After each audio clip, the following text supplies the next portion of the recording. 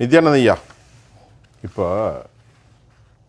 சின்ன ஒரு கேள்வி, ஒரு மனிதனை அப்படியே உயிரோடு விட்டு இங்கே பாருங்க, கண்ணை தோன்ற கதை அல்லது சதையை உரிக்கிற கதை என்ன? இப்போ என்ன கேட்குறாங்க நம்முடைய தோழர் இளந்தமிழும் கூட, நிறைய பேர் சுபாவும் கூட, ஏங்க என்ன உயர்த்தவில்லை இந்த திராவிட முன்னேற்ற கழக ஆட்சியில்ங்கிறதான் கேள்வி. என்ன உயரவில்லை?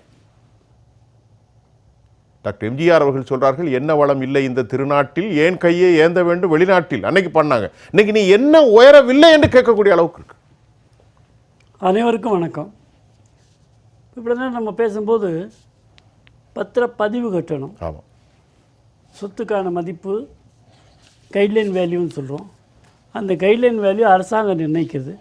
இப்போ சமீப காலத்தில் தான் அந்த கைட்லைன் வேல்யூ இன்க்ரீஸ் பண்ணாங்க. வழிகாட்டுதல் கட்டணத்தை உயர்த்தினாங்க. பல தென்னையும் அதன் சுற்றுப்புறங்கள்லாம் பார்த்திங்கன்னா கைட்லைன் வேல்யூ கூடுச்சு. பரவாயில்லையே, கைட்லைன் வேல்யூ கூடுச்சுன்னா அந்த நில சொந்தக்காரர்களும் வீட்டு சொந்தக்காரர்களும் மகிழ்ச்சி அடைந்தார்கள். ஏன்னா கைட்லைன் விலை எவ்வளோ போதோ அதுக்கு மேலே அவங்க 2 மடங்கு வச்சு கருப்பு பணத்தையும் வாங்குவாங்க. அந்த அளவில் அவங்க மகிழ்ச்சியாக இருந்தாங்க. ஆனால் அதோட சூட்சமம் என்னன்றது இப்போ தெரிஞ்சுக்கிட்டாங்க. ஆக இந்த அளவுக்கு கைட்லைன் வேல்யூவை நீங்கள் உயர்த்திட்டு ஸ்டாம்ப் பேப்பர் வேல்யூவும் உயர்த்திட்டீங்க. என்ன எப்படி பாருங்க, கைட்லைனை உயர்த்தினாலே உயர்த்தும், அதுக்கு ஸ்டாம்ப் பேப்பர். ஆமாம், பதிவு கட்டணம் உயர்த்திட்டாங்க. நீங்கள் ஒப்பந்தம் பற்றி குறிப்பிட்டீங்க. ஒப்பந்தங்கிறது இப்போ என்னுடைய பணத்தை என் பையனுக்கு கொடுக்கறதுக்கு காசாக கொடுக்குறேன், நகையாக கொடுக்குறேன், அதுக்கு என்ன வரி கட்டணும்? அதான் கேட்குறேன். அப்போ நிலமாக கொடுத்தாலோ அல்லது வீடாக கொடுத்தாலோ எதுக்கு கட்டணும்? என்னுடைய பையனுக்கு நான் கொடுக்கறதுக்கு எனக்கு உரிமை இல்லையா? நீங்க சம்பாதிச்ச பயணத்தை நீங்க கொடுக்கறதுக்கு? ஆமாம், நான் சம்பாதிக்கும் போது அதுக்கு வரி கட்டி தானே சம்பாதிச்சிருக்கேன். நான் சம்பாதிச்ச பணமே அரசாங்கத்துக்கு வரி கட்டியிருக்கிறேனே. அப்படி ஆல்ரெடி சஃபர்ட் டேக்ஸ் அது. அந்த மாதிரி நான் கஷ்டப்பட்டு கொஞ்சம் கொஞ்சமாக வங்கிகளை கடன் வாங்கி வாழ்நாள் இறுதி வரை வங்கி கடனை அடைக்க முடியாதவங்க எத்தனை பேர் இருந்திருக்காங்க. ஏன்னா அவங்களுக்கு தெரியல. வங்கி கடன் இவர் சொன்னார், ஆலோசகர் சொன்னார், நல்லா கேட்டு பாருங்க, சொல்லுவார், வங்கி கடன் ஒரு தடவை வாங்கிட்டோம்னா அதுலேருந்து வெளியே வர முடியாது. 100 ரூபா, 1 லட்ச ரூபா இல்லை, 1,30,000 ஒரு விஷயம். ஆமாம், 8 வருஷம் நீங்கள் கட்டியிருப்பீங்க. வட்டி வந்து தாங்க வந்திருக்கு, பிரின்சிபல் கொஞ்சம் தாங்க குறைஞ்சிருக்கு, திருப்பி அவ்வளோதான் கட்டணுன்னுவாங்க. அந்தளவுக்கு வங்கியில் வசூல் பண்ணுறாங்க வட்டி. இதையெல்லாம் பொறுத்து கொண்டு தான் வீடு வாங்குறாங்க, தெரிஞ்சு தான் வீடு வாங்குறாங்க. இவ்வளவு கஷ்டப்பட்டு வீடு வாங்கக்கூடியவர்கள் மேலே இப்படி ஒரு பாறாங்கல்ல போடுறதுங்கிறது, நீங்கள் ஏற்கனவே சொன்னீங்க பார்த்தீங்களா, குழந்தைங்கள்லாம் வந்து இந்த தவளை, ஓணம் இதையெல்லாம் வந்து தென்னம் ஓலையில் பிடிச்சி அடிச்சுக்குவாங்க. கிராமங்கள்லாம் பார்த்தீங்கன்னா, இங்கே சென்னையில் ஒரு காலத்தில் இருந்தது. அதுக்கு அந்த ஓனான்ஸு கஷ்டப்படும் போது, துடிக்கும் போது சிரித்தாங்க. அது குழந்தைகள் செய்தது. அதுபோல் ஒரு கொடூரத்தனத்தில் இருக்கக்கூடிய ஒரு இயல்பான ஆனந்தம் இந்த அரசாங்கத்திற்கு. மக்களை அப்படி சுருக்கு போட்டு அடிக்கிறாங்க, மக்கள் துடிக்கிறத பார்த்து ரசிக்கிறாங்கன்னு நினைக்கிறேன். ஐயா, ஒரு 1000 சதுர அடி வீடு கட்ட போகிறீங்க, கஷ்டப்பட்டு தானே போகிறீங்க. அப்போ அதில் ஒரு வரைபடம்னு ஒன்று இருக்குது, அதுக்கு ஐயா இந்த மாதிரி அநியாயம்? பிளான் சாங்ஷனுக்கு, வரைபடத்துக்கு அதைத்தான் கேட்குறேன். நீங்கள் வந்து வீட்டில் இருந்த இப்போல்லாம் வரைபடத்துக்கு நீங்கள் அலைய வேண்டிய அவசியம் இல்லை.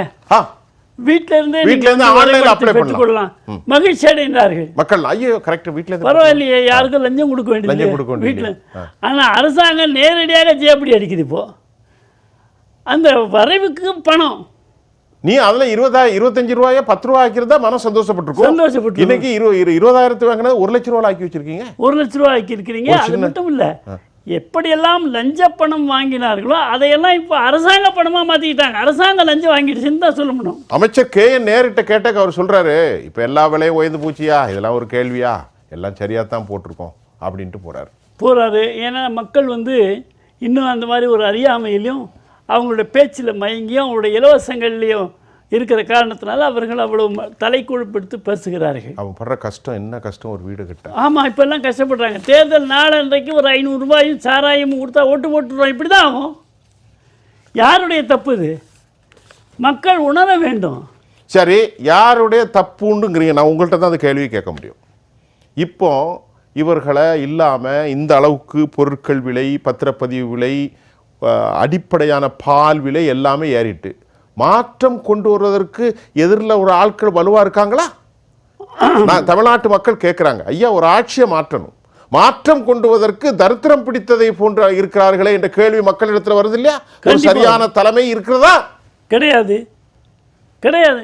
இன்றைக்கு மாற்றில்லாத காரணம் தனிக்காட்டு ராஜாவாக திமுக இருந்து கொண்டிருக்கிறது. பலமான கூட்டணி வேற, பலமான கூட்டணியோடு அவை இருந்து கொண்டிருக்கிறது.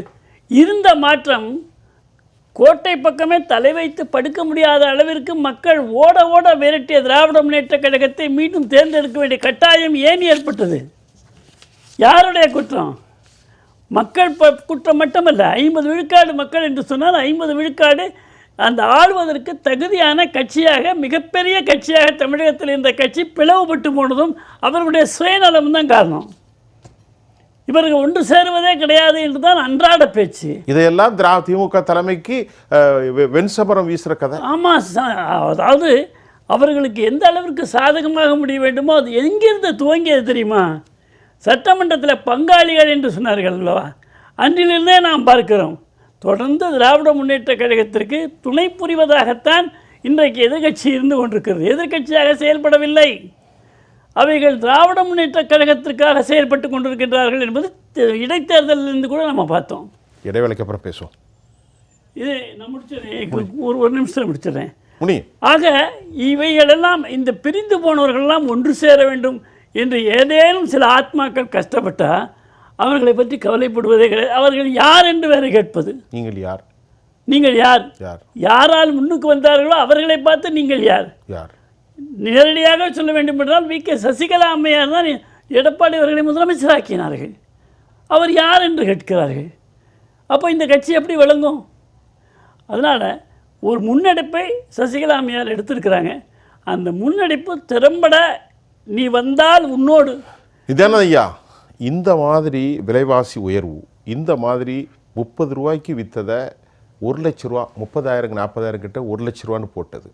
அதே போன்று கவுன்சிலர்களுடைய அடாவடித்தனங்கள், சட்ட ஒழுங்கு. மக்கள் கேட்கிறார்கள், ஒரு தேசத்தில் உலகத்தில் மிகப்பெரிய அறிவுஜீவி ஹசரத் உமர் சொல்லுகின்றார், எந்த நேரத்திலும் தெரிந்து கொள்ளுங்கள், அதிகாரம் ஒரு பக்கத்தில் குவிவது மிக பெரும் ஆபத்து.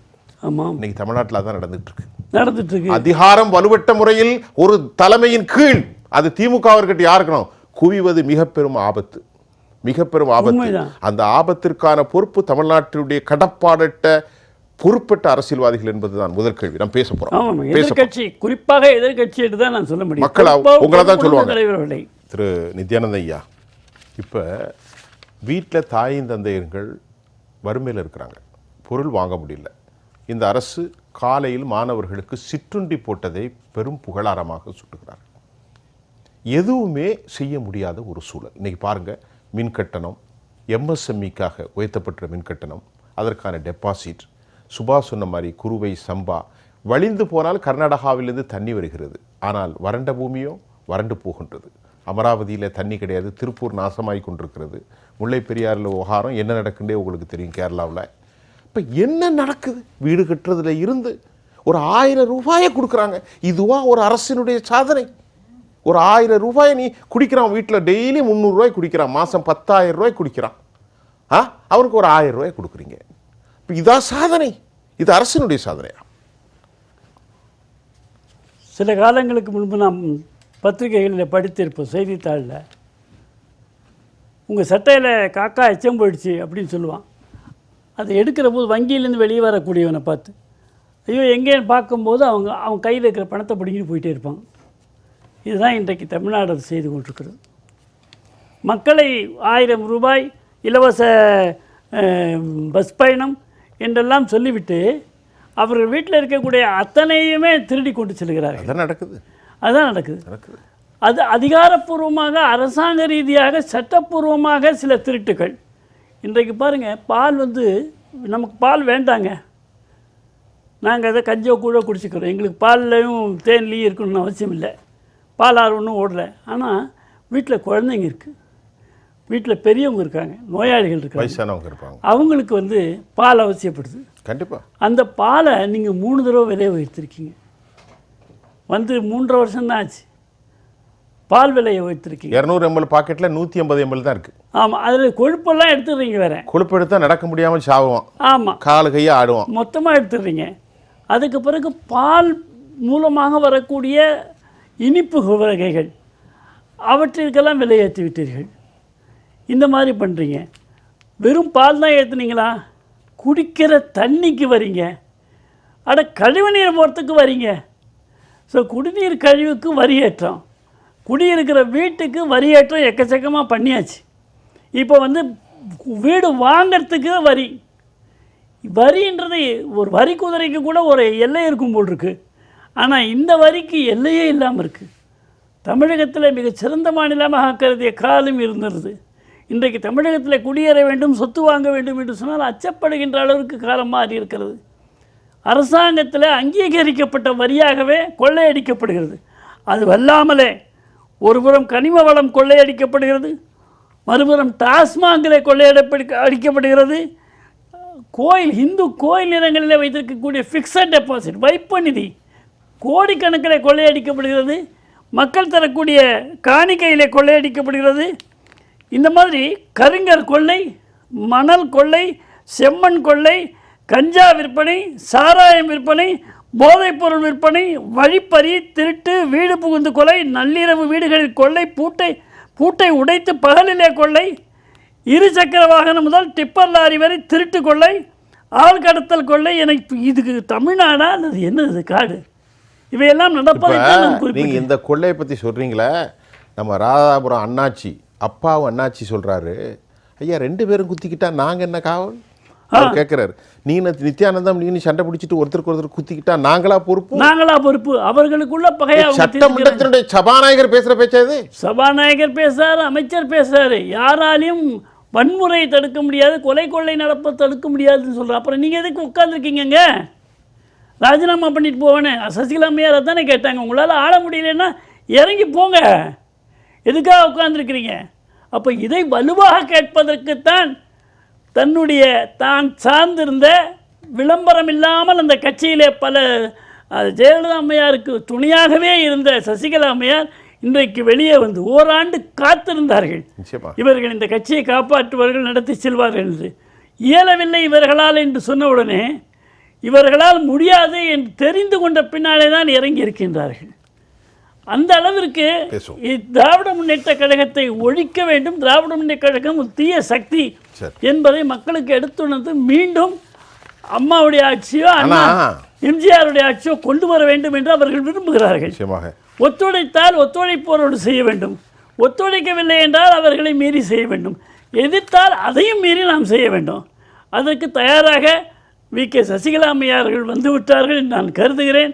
அப்படி வந்தால் தமிழ்நாட்டுக்கு ஏதோ ஒரு நன்மை பயக்கும். நன்றி. காலம் அதற்கான பதிலை காத்து தான் இருக்கிறேன்.